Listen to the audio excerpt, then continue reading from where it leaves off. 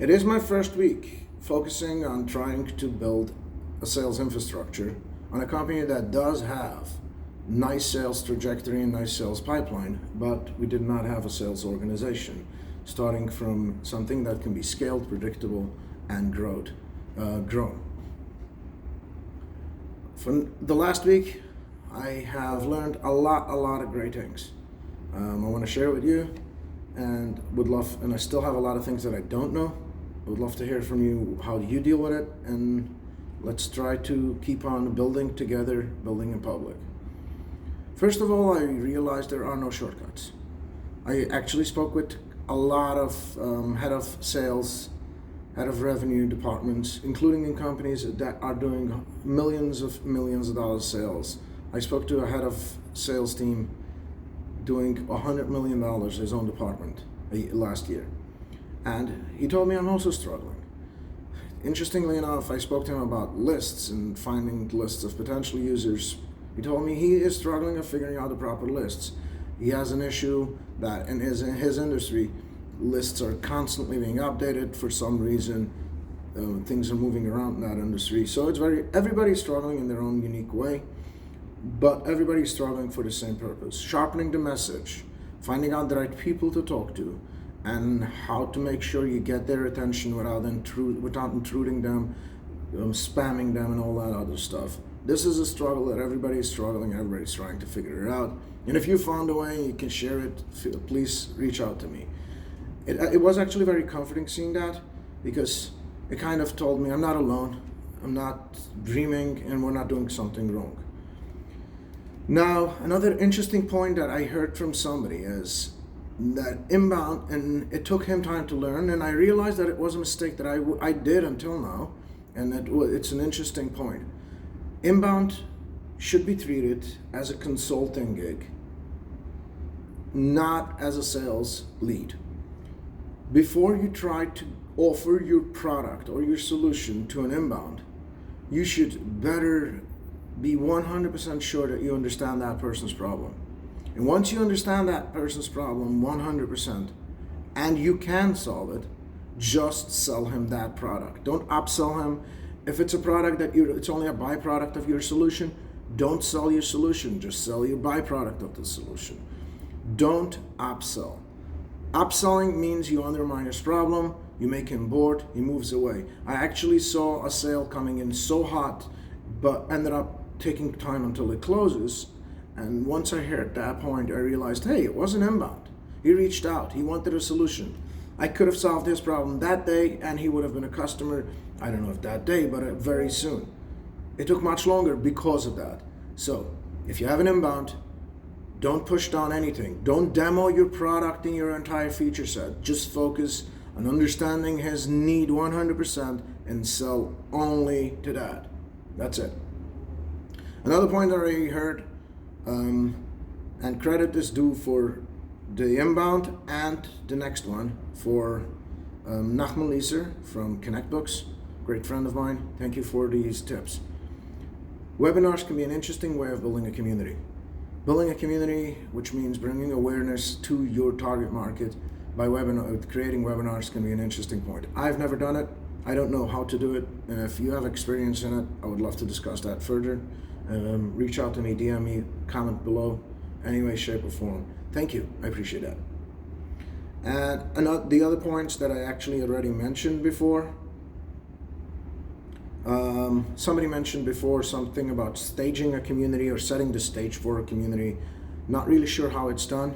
I couldn't figure out the details of it. So if you have more information on staging a community, how you can somehow through some mechanism stage a community, that will be an interesting point, how to get in front of your potential users. The next thing is, and that's especially worked in enterprise solutions where your user is one person and the decision maker is another person, and the ultimate payer can even be a third person. So you have to deal with three parties who can essentially make your sale or break your sale. The point is, you need to be able to qualify what qualifies as a problem for this person. The user has different definitions of a problem than the decision maker has. And the decision maker has a different qualification of a problem than the ultimate payer has. And you ultimately need to satisfy all of them and have a proper way of communicating that. So the easiest way to get to sharpen your message, understanding everything, is by qualifying what part of the problem suffers who in the equation.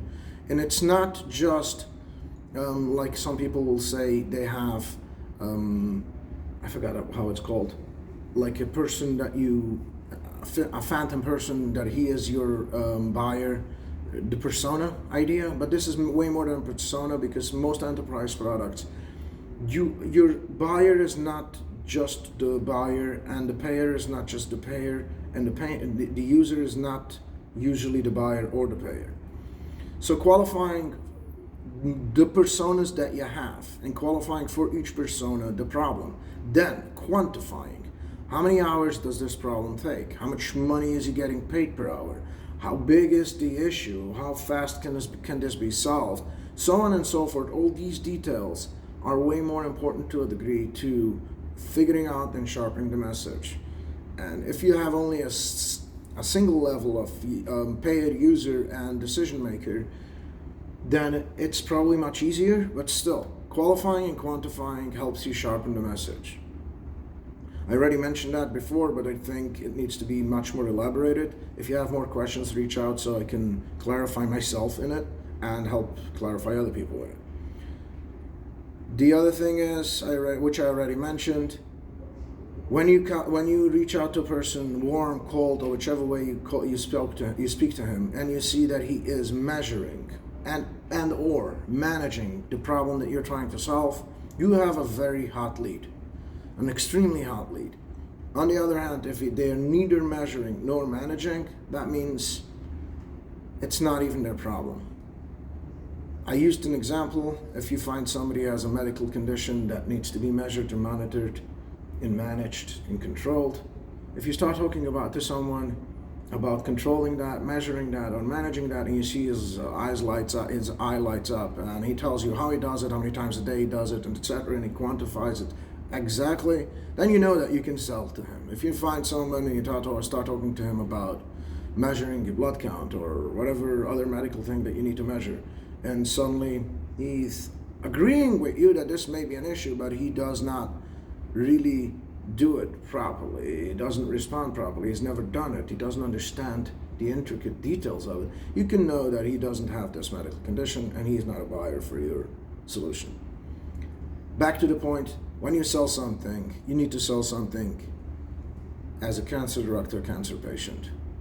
Find a person who suffers the most, ready to take the most side effects possible, and that's the fastest sale that you can have. This is usually very true for earlier sales rather than larger late stage scaling sales, but still this is a point worth sharing.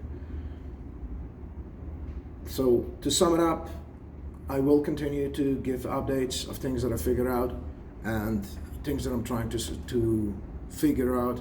And if you have any ideas how to help, share, let's build together. Let's everybody have a great sales organization that can be scaled and made everybody happy, internally and our customers. With that said, I am still looking for ways how to figure out lists, how to reach out to lists, best ways to do it. One thing that somebody who has built a couple of sales orgs told me he hates cold calling. Another person loves cold calling. Another person uses only warm leads with not introductions, but using referrals from existing customers. So there's a lot of ways how to do that. I have not figured it out. If you can share any pointers in that area, I would greatly, greatly appreciate. And let's continue building in public and building together. Looking forward to keep on sharing. And if you can share, please share.